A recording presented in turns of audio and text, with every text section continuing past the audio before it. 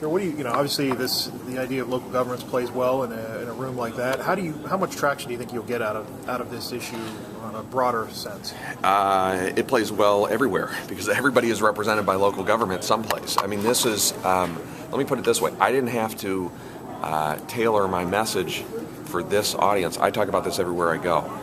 I thought it was really interesting. You had kind of this contrast where you have Senator Faber talking about how responsible the state has been.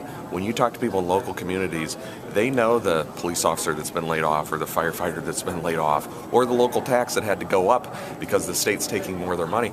So, no, it's something that's really resonating, and we're going to keep talking about it all year long. Is this going to be a contrast between this discussion about local government cuts versus a discussion of tax cuts? Because it seems like some may say that was the choice that was made. We'll see what the governor proposes. I guess he might propose some more tax cuts. I mean, I guess it's easy to cut taxes if you take somebody else's money away.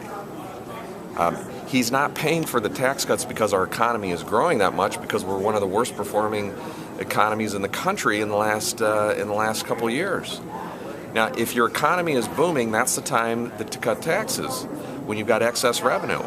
But if you're just going to take revenue away from school districts and libraries and counties and townships and then congratulate yourself by cutting cutting state taxes while local taxes are going up, I don't see what benefit that is to the taxpayer. I understand what the benefit is to the politician, but I don't really understand the benefit to the taxpayer. That's why you've seen so many local property tax levies all over the place.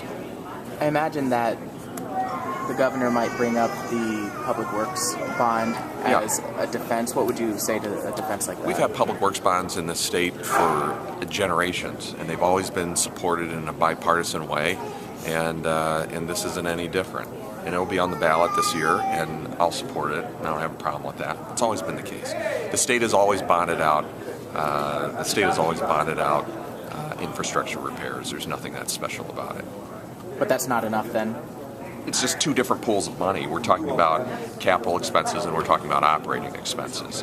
The state funds capital operations, in part by bonding out, by floating bonds. That's one pool of money. Local communities, let's say a police officer or a firefighter or a human service worker that gets laid off, they can't use bridge or road money for that. So it's two different pools of money. So it's apples and oranges.